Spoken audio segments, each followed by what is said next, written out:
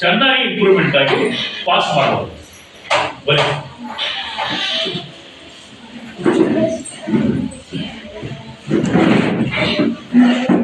ತುಂಬಾ ಚೆನ್ನಾಗಿ ಪಾಸ್ ಮಾಡಬಹುದು ಅಂತ ನಿಟ್ಟಿನಲ್ಲಿ ಈ ಊರಿನಲ್ಲಿ ದಾಖಲಾಗ್ತಾ ಇದೆ.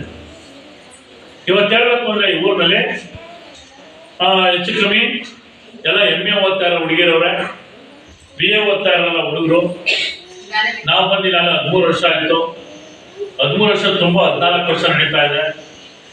ಹಿಂದೆ ಮಂಜುಳಾ ಮೇಡಮ್ ಅವರು ಮತ್ತು ನಮ್ಮ ಇವರು ಬಸವರಾಜ್ ಮಾಡ್ತಿದ್ದಾಗಲೂ ಸಹ ಈ ಶಾಲೆ ಏಳಿಗೆ ದೊಡ್ಡದಂತವ್ರು.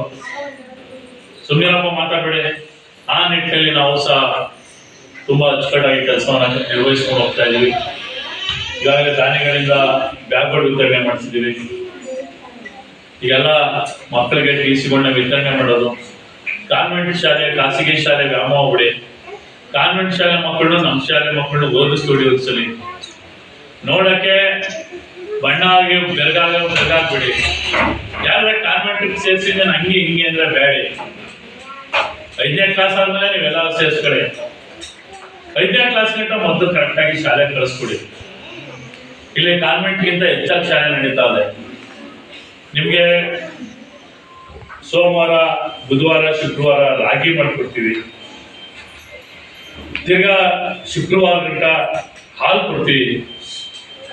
ಸರ್ಕಾರ ಮಕ್ಕಳಿಗೆ ತರಕಾರಿಯಿಂದ ಸಮೇತ ಅಕ್ಷರದಾಸೋಹ, ಹೊಟ್ಟೆ ಹಸಿರು ಮಕ್ಕಳು ಇಲ್ಲೇ ಅಕ್ಷರದಾಸೋಹದ ವಿತರಣೆ ಕಾರ್ಯಕ್ರಮ ನಡೀತಾ ಇದೆ. ಒಂದು ವಾರಕ್ಕೆ 2 ಸಲ ಮೊಟ್ಟೆ ವಿತರಣೆಯನ್ನ ಮಾಡ್ತಾ ಇದೀವಿ.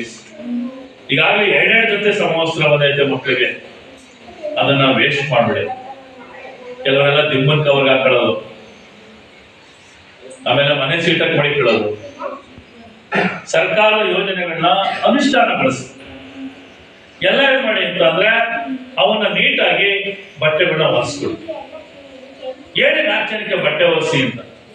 ಹೊಸ ಬಟ್ಟೆ ಇದುವೆ, ಹಳೆ ಬಟ್ಟೆ ಹಾಕೊಂಡು ಹೋಗ್ತಾರೆ ಮಕ್ಕಳು. ಈ ಸರಿ 2 ಜೊತೆ ಬಟ್ಟೆ ಬಂದಿರೋದು ಎಲ್ಲರಿಗೂ. ಆಮೇಲೆ ಇನ್ನೊಂದು ವಿಚಾರ ಏನಪ್ಪಾ ಅಂದ್ರೆ, ಬಟ್ಟೆ ಪುಸ್ತಕ ಈಗ ಎಷ್ಟು ಬಂದೈತೆ ಅಷ್ಟು ಕೊಟ್ಟಿದೀವಿ. ಇನ್ನೂ ಬರ್ತದೆ ಪುಸ್ತಕ, ಡೈರಿಗಳು ಕೊಟ್ಟಿದೀವಿ. ಎಲ್ಲವನ್ನ ಇಲಾಖೆ ಬೇಕಾದಷ್ಟು ಖರ್ಚು ಮಾಡ್ತಾ ಇದೆ. 1 ರೂಪಾಯಿ ದುಡ್ಡು ಖರ್ಚು ಮಾಡಿಲ್ಲ ನೀವು. ಅದು 1-2-3 ವರ್ಷದಿಂದ ನಿಂತೋಗಿತ್ತು ವಿದ್ಯಾರ್ಥಿ ವೇತನ. ಅದು ಸಹ ಬರ್ತದೆ ವಿದ್ಯಾರ್ಥಿ ವೇತನ. ಮೊನ್ನೆ ಕೇಳಿದ್ರೆ ಗ್ಯಾರಂಟಿ ಕೊಡ್ತೀವಿ ವಿದ್ಯಾರ್ಥಿ ವೇತನ ಅಂತ ಹೇಳೋರೆ. ವಿಕಲಚೇತನ ಮಕ್ಕಳಿಗೂ ಸಹ ಈಗಾಗಲೇ 2-3 ಮಕ್ಕಳಿಗೆ 2,000 ದುಡ್ಡು ಆಗ್ತಾವೆ. ಎಲ್ಲಾ ರೀತಿ ಸಕಲ ಅನುಕೂಲವನ್ನ ಸರ್ಕಾರ ಮಾಡಿಕೊಡ್ತಾ ಇದೆ. ನೀವು ಕಾನ್ವೆಂಟ್ ಆಶೆಗಳನ್ನ ಮಕ್ಕಳನ್ನ ಸೇರಿಸುವಂತ ಆಸೆನ ಬಿಟ್ಬಿಡಿ. ಯಾರ ಪಕ್ಕದಲ್ಲಿ ನಿಮ್ಮ ಮಗನ ನನ್ನ ಓದಿಸ್ಮಾ ಕಲೀರಿ ಅಂತ ಕರೆದು ಓದಿಸಿ. ಎಲ್ಲೋ 1-2 ಮಕ್ಕಳು ಕಲಿಕೆಯಲ್ಲಿ ಇಟ್ಕೊಳ್ಳುವಂತ ಡಿಸಾಬಿಲಿಟಿ ಮಕ್ಕಳು ಇರ್ಬೋದು. ಅವ್ರಿಗೆ ಸ್ಮರಣ ಶಕ್ತಿನೇ ಹೆಚ್ಚು ಮಾಡುವಂತದ್ದು ಹೆಚ್ಚು ಓದಿಸ್ಬೇಕಷ್ಟೇ. ಡಿಸಾಬಿಲಿಟಿ ಕೆಲವೊಮ್ಮೆ ತೊದಲು ನುಡಿ ಇರ್ತದೆ. ಕೆಲವು ಮಕ್ಕಳುಗಳು ಕಾನ್ವೆಂಟ್ ಅನ್ನ ಚಾಲೆಂಜ್ ಮಾಡುವಂತ ಶಕ್ತಿ ನಮ್ಮ ಶಾಲೆ ಮಕ್ಕಳಿಗೆ. ತಾಲೂಕಿಗೆ, ರಾಜ್ಯಕ್ಕೆ ಹೆಸರುವಾಸಿ ಆಗೈತೆ ನಮ್ಮ ಶಾಲೆ. ನಮ್ಮ ಶಾಲೆನ ನಾನು ನ್ಯೂಸ್ ಹಾಕ್ಬೇಕು ಅಂತ ಅಂದ್ರೆ ನಾನು ಯಾರು ದಮ್ಮಯ್ಯನಗುಡ್ಡೆಗೆ ಹಾಕಿದ್ದೀರಿ ಅವರೇ. ನಾನು ಯಾರು ವಾಟ್ಸಪ್ ಅಲ್ಲಿ ನೌಕರ ಬಳಗ ಅಂತ ಒಂದು ಬಳಗಕ್ಕೆ ಹಾಕಿದ್ರೆ ಅವರೇ ತರಗಿ ನಮ್ಮ ಸ್ಕೂಲ್ ವಿಚಾರ ಹಾಕ್ತಾರೆ. ಅಂತ ಶಾಲೆ ನಮ್ಮ ಶಾಲೆ ನೆಟ್ಟಲ್ಲಿ ಕೆಲಸ ಮಾಡ್ತಾ ಇದೆ. ಯಾರು ಕಾನ್ವೆಂಟ್ ಹೋಗೋದಿದ್ರೆ ಅವ್ರು ಮನವೊಲಿಸಿ ಕಳಿಸಿ. ಚೆನ್ನಾಗಿ ಸ್ಕೂಲ್ ನಡೀತಿದೆ ಅಂತ ಎಲ್ಲ. ನಮ್ಮ ಈಗೆಲ್ಲ ರೈಜಿಂಗ್ ನಾವು ಒಗೆಸೋಕ್ ಬೆಳೆದಿವಿ. ರೈಜಿಂಗ್ ಕೊಟ್ಟಾಗ ಮತ್ತೆ ತಿರ್ಗಾ ಸೌದೆ ಮಣ್ಣು ಹಾಕ್ತಾ ಇರಬೇಕು. ಇಲ್ಲಾಂದ್ರೆ ರೈಜಿಂಗ್ ಕೆಳಗಡೆ ಬಂದ್ಬಿಡ್ತದೆ. ನಾನು ಆಗ ನಮ್ಮ ಮನೆ ಡಬ್ಬಲ್ ಬ್ಯಾಲೆನ್ ಇತ್ತು. ಫೋಟೋ ಹೊಡ್ಕೊಳ್ಳೋ ಸಾಕು.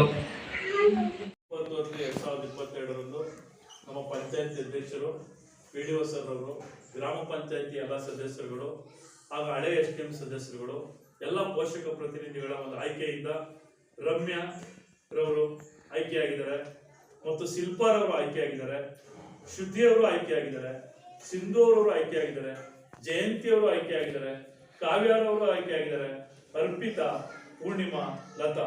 ಒಟ್ಟು 9 ಜನ ನಮ್ಮ ಸರ್ಕ್ಯುಲರ್ ಇರೋ ಹಾಗೆ 50% ಹೆಣ್ಣು ಮಕ್ಕಳನ್ನ ಆಯ್ಕೆ ಮಾಡಲಾಗಿದೆ. ಹಾಗೆ ಯೋಗೇಶ್ ಅವರು, ಕರುಣೇಶ್ ಅವರು, ಮಂಜುನಾಥ್ ರವರು, ಸುರೇಂದ್ರ ರವರು, ಮಧು ಎಂ ರವರು, ಹರೀಶಾರ್ ಅವರು, ಲೋಕನಾಯಕ್ ರವರು, ಮಲ್ಲಿಕಾರವರು, ರಘುರವರು, ಇಷ್ಟು 9 ಜನ ಸರ್ಕ್ಯುಲರ್ ಇರುವಾಗ ಗಂಡಸರಿಗೆ ಪುರುಷರಿಗೆ ಪ್ರಾತಿನಿಧ್ಯ ನೀಡಲಾಗಿದೆ. ಹಾಗೆ ಮಂಜೂರವರು ಇಡೀ ಸಭೆ ಸರ್ವಾನುಮತದಿಂದ ಮಂಜೂರವರನ್ನ ಅಧ್ಯಕ್ಷರಾಗಿ, ರಮ್ಯಾರವರನ್ನ ಉಪಾಧ್ಯಕ್ಷರಾಗಿ ಆಯ್ಕೆ ಮಾಡಲಾಗಿದೆ.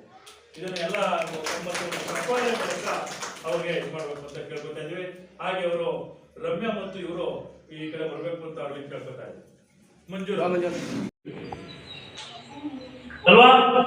ಮತ್ತು ಮುಖ್ಯವಾಗಿ ಇರಬೇಕು, ಸ್ವಚ್ಛವಾದ ಗಾಳಿ ಇರಬೇಕು, ಸ್ವಚ್ಛವಾದ ನೀರು. ಹೆಚ್ಚು ರೋಗಗಳು ನಾವು ಒಂದು ಪಟ್ಟಣ ಪ್ರದೇಶದಲ್ಲಿ ಹೆಚ್ಚಿನ ರೋಗಗಳನ್ನ ನೋಡ್ತಾ ಇದ್ದೀವಿ. ಶ್ವಾಸಕೋಶದ ಪ್ರಾಬ್ಲಮ್ ಯಾಕೋಸ್ಕರ ಬರ್ತಾರೆ? ಈ ಗಾಳಿಗೆ ಇಂಗಾದ ಮಾನಾಕ್ಸೈಡ್ ಬಿಡುಗಡೆ ಆಗ್ತಾ ಇರೋದ್ರಿಂದ ಈ ಹೆಚ್ಚಿನ ಹೊಗೆಗಳು ಗಾಳಿಗಳನ್ನು ಓಡಿಸೋದ್ರಿಂದ, ಹೆಚ್ಚಿನ ವಾಹನಗಳ ಸಂಚಾರ ದಟ್ಟಣೆಯಿಂದ ಅಲ್ಲಿ ಪರಿಸರ ಮಾಲಿನ್ಯ ಆಗ್ತಾ ಇದೆ. ಧೂಮಪಾನಗಳನ್ನ ಮಾಡೋದ್ರಿಂದ, ಪಟಾಕಿಗಳನ್ನ ಸಿಡಿಸೋದ್ರಿಂದ ಪರಿಸರ ಮಾಲಿನ್ಯವಾಗ್ತಾ ಇದೆ. ನಾವೇನ್ ಮಾಡ್ಬೇಕು? ಅದಕ್ಕೋಸ್ಕರ ಆದಷ್ಟು ನಮ್ಮ ಕೈಲಾದಷ್ಟು ಪರಿಸರನ ಸ್ವಚ್ಛಗೊಳಿಸೋ ಕೆಲಸವನ್ನ ಮಾಡಬೇಕು. ಪರಿಸರಕ್ಕೆ ಹಾನಿಯಾಗುವಂತ ಕೆಲಸವನ್ನ ಮಾಡಬಾರ್ದು. ಪಟಾಕಿಗಳು ಯಾರೋ ಗೆದ್ದ ಸಾಕು ಪಟಾಕಿ ಸಿಡಿಸೋದು, ಅದು ಗಾಳಿಗೆ ಮಾಲಿನ್ಯತೆ ಸೇರಿಬಿಡ್ತದೆ. 78 ರೋಗಗಳಿಗೆ ತುತ್ತಾಗ್ತವೆ. ಎಲ್ಲಿ ಸಿಕ್ತು ಸಿಯಾಗದೆ ನೀರು ಅಂದ್ಬಿಟ್ಟು ಅಷ್ಟೇ ಕೆರೆ ನೀರನ್ನೇ ಕೊಡೋದು. ಅಲ್ಲಿ ಶೌಚ ಮಾಡಿರ್ತಾರೋ, ಅಲ್ಲಿ ಗೊಬ್ಬರ ನೀರಲ್ಲ, ಚರಂಡಿ ನೀರಲ್ಲ, ಕೆರೆ ಹೋಗಿರ್ತದೆ.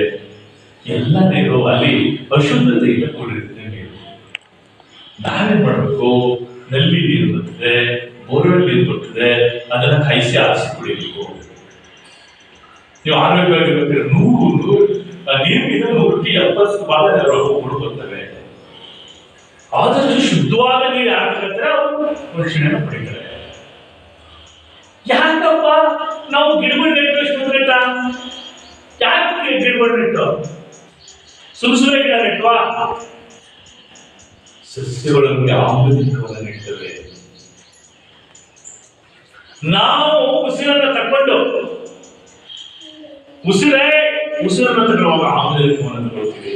ಒಟ್ಟು ಮಾಡಿದ್ದೇನೆ